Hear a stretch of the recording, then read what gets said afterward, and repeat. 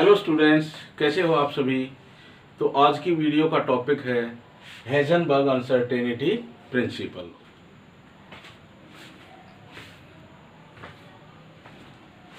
Hello students, how are you.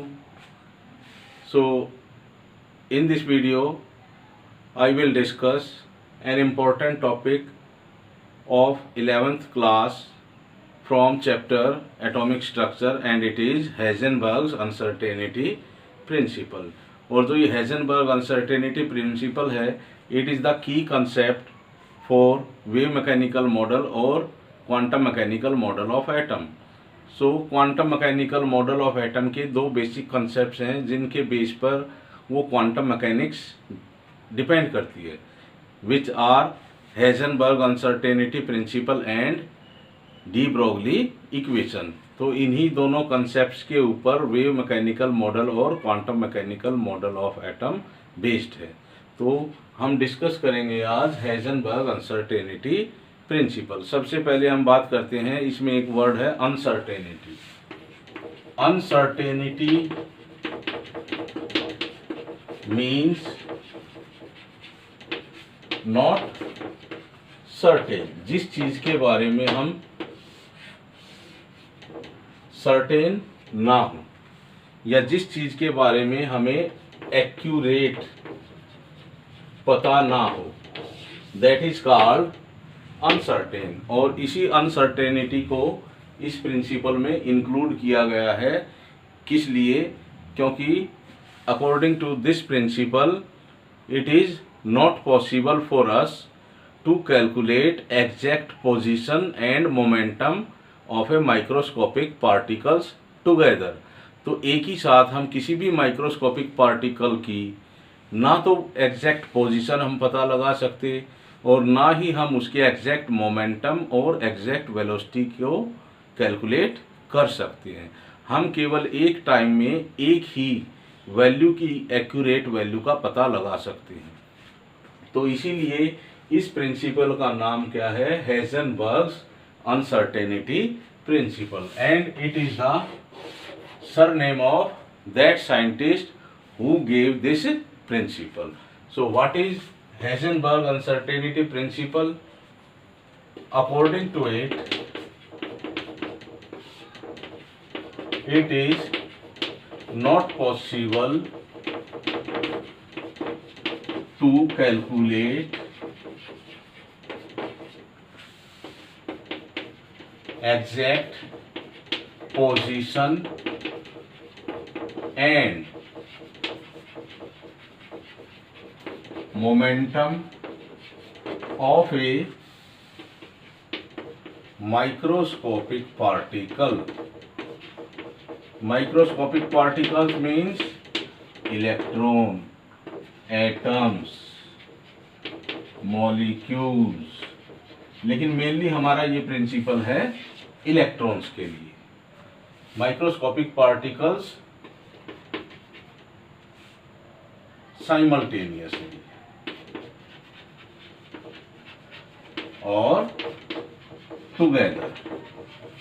तो एक ही साथ हम किसी भी माइक्रोस्कोपिक पार्टिकल की एग्जैक्ट पोजीशन और एग्जैक्ट मोमेंटम को कैलकुलेट नहीं कर सकते।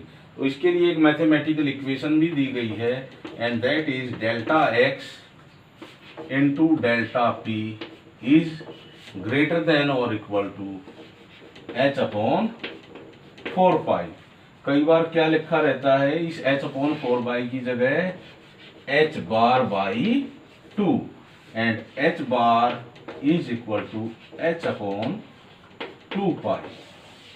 सो h बार की वैल्यू क्या है? h upon 2 pi.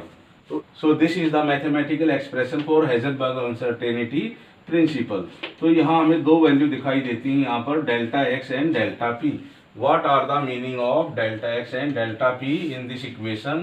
Delta x is uncertainty in position and delta p is uncertainty in momentum of that microscopic particle. But we know that P is equal to mv.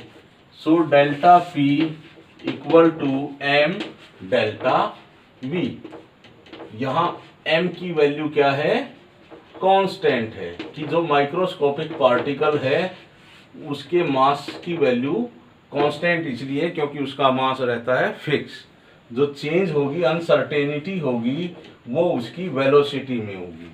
यहाँ इसी तरह से हम देख सकते हैं इस इक्वेशन में कि जो प्रोडक्ट है uncertainty in position and uncertainty in momentum is always greater than और equal to h upon 4 pi. It means जो इनकी प्रोडक्ट की वैल्यू होगी वो कभी भी less than h upon 4 pi नहीं होगी.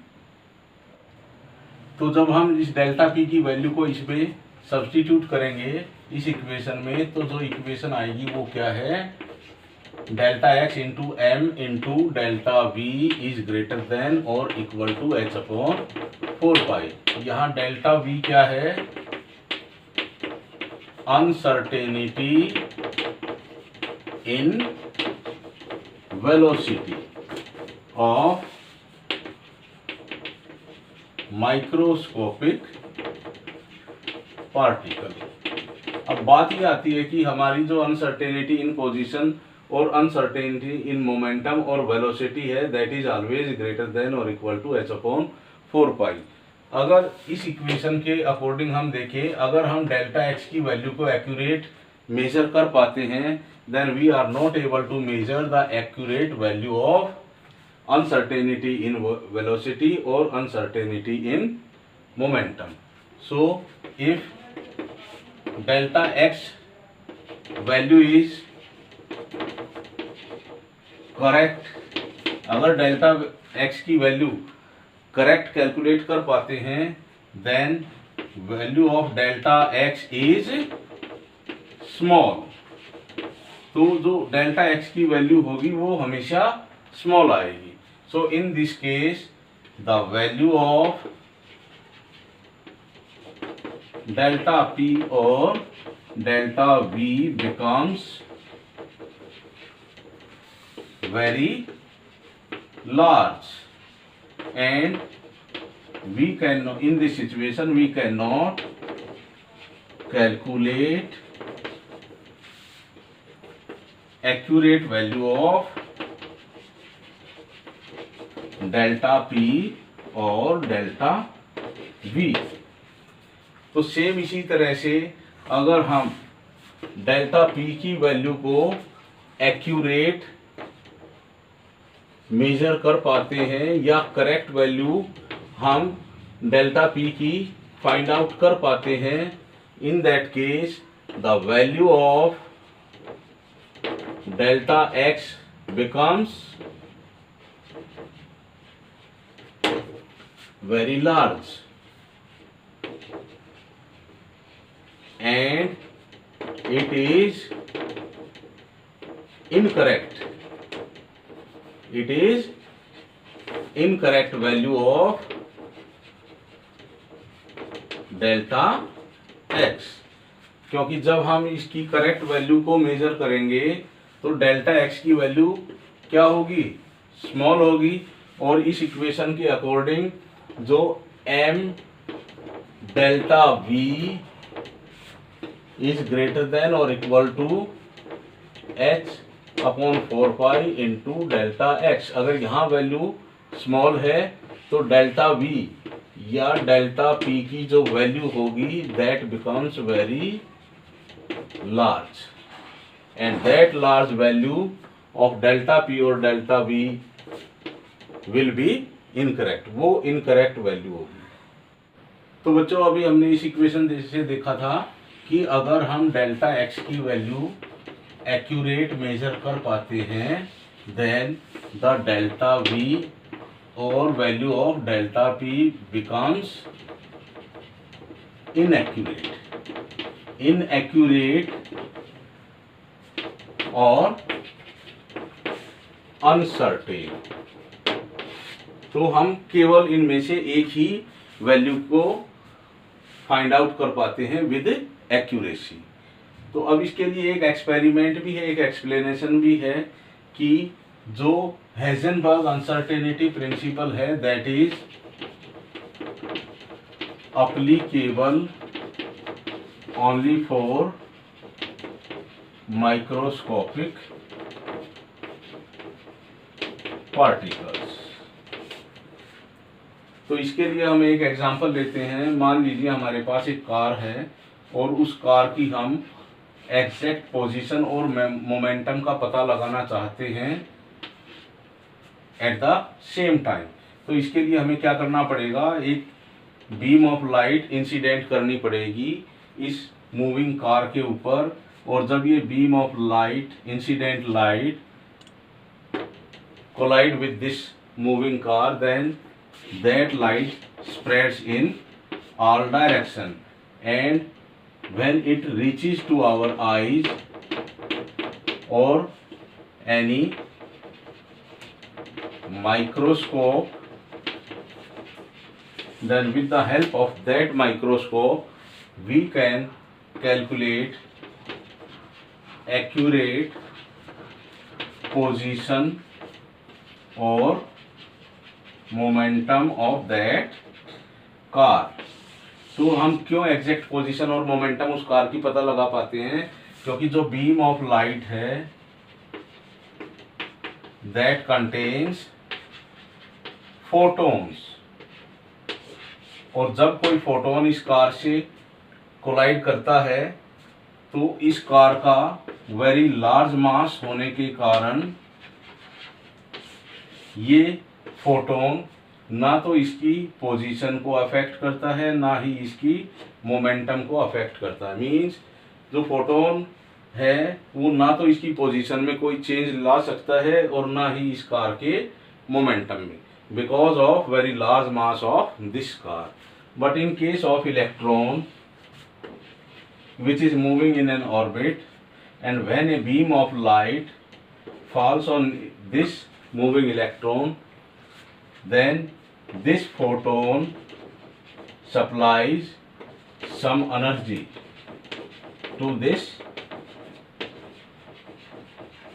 इलेक्ट्रॉन। तो इस इलेक्ट्रॉन को ये कुछ एनर्जी सप्लाई कर देता है जिसके कारण इस माइक्रोस्कोपिक पार्टिकल जो इलेक्ट्रॉन है इसकी वेलोसिटी में भी चेंज आ जाएगा और इसकी पोजीशन में भी चेंज आ जाएगा एट द सेम टाइम।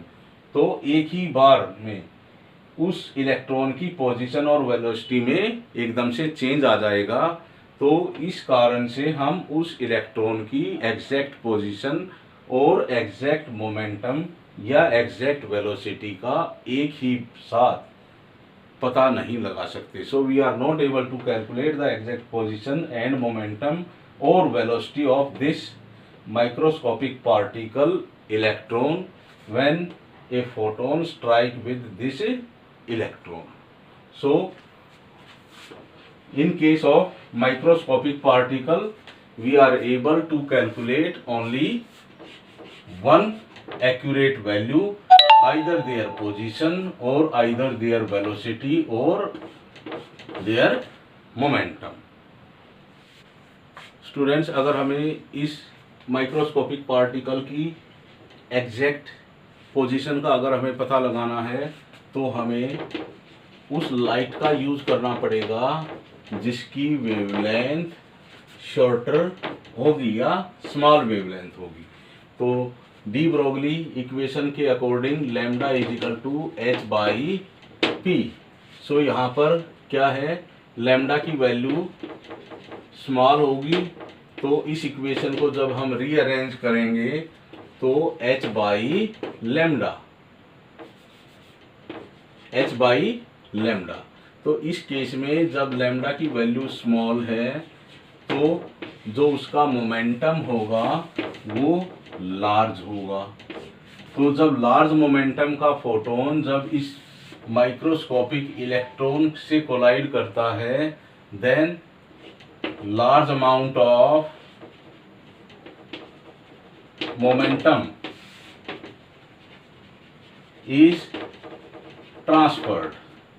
तो जो बहुत ज़्यादा मोमेंटम इस इलेक्ट्रॉन को ट्रांसफ़र कर देता है वो फोटोन उस केस में जो इसकी मोमेंटम में जो चेंज आएगा, change in momentum of electron is very large, और उस लार्ज मोमेंटम में चेंज आने के कारण वी आर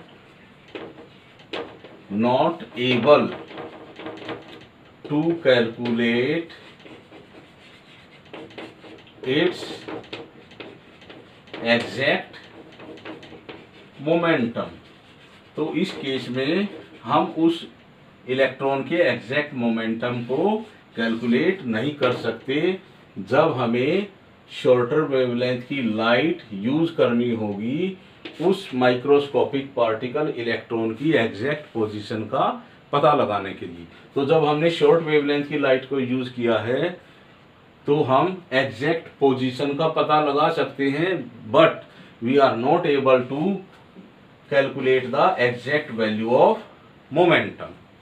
तो इसी तरह से हम ये भी एक्सप्लेन कर सकते हैं कि जब हम उसके एग्जैक्ट मोमेंटम को कैलकुलेट करेंगे उस केस में उस इलेक्ट्रॉन की एग्जैक्ट पोजीशन को हम कैलकुलेट नहीं कर सकते। स्टूडेंट्स, जब हमें इस इलेक्ट्रॉन की एग्जैक्ट मोमेंटम को फाइंड आउट करना होगा तो इस फोटोन का जो मोमेंटम होगा इट शुड बी स्मॉल। तो इसका जो मोमेंटम होगा वो स्मॉल और लेस, ताकि जब ये photon less moment the photon having less momentum when strike with this electron then their momentum will not change. तो उस केस में इसका मोमेंटम ज़्यादा चेंज नहीं होगा, जिसके कारण हम उस माइक्रोस्कोपिक पार्टिकल के एग्जैक्ट मोमेंटम को फाइंड आउट कर सकते हैं।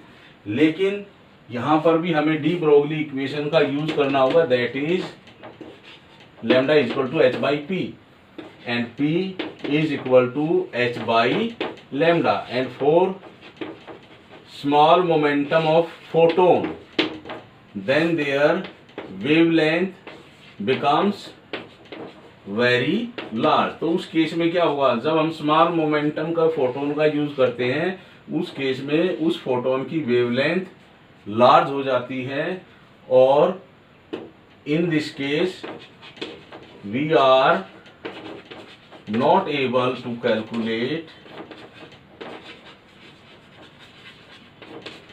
एग्जैक्ट पोजीशन ऑफ इलेक्ट्रॉन और माइक्रोस्कोपिक पार्टिकल। तो स्टूडेंट्स, हमने देखा है कि जब हम इस माइक्रोस्कोपिक पार्टिकल की एग्जैक्ट पोजीशन का पता लगा सकते हैं, in that case we are not able to find out the exact momentum of this microscopic particle, and when we are able to calculate the exact momentum of this microscopic particle, in that case we are not able to calculate the exact position of this microscopic particle, and both these cases explain the Heisenberg's uncertainty principle.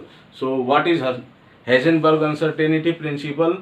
It is not possible to calculate exact position and momentum of a microscopic particle with accuracy together और simultaneously। एक ही साथ हम किसी भी microscopic particles की exact position और momentum को फाइंड आउट नहीं कर सकते। हम केवल एक समय में एक ही क्वांटिटी की एक्यूरेट वैल्यू को फाइंड आउट कर सकते हैं।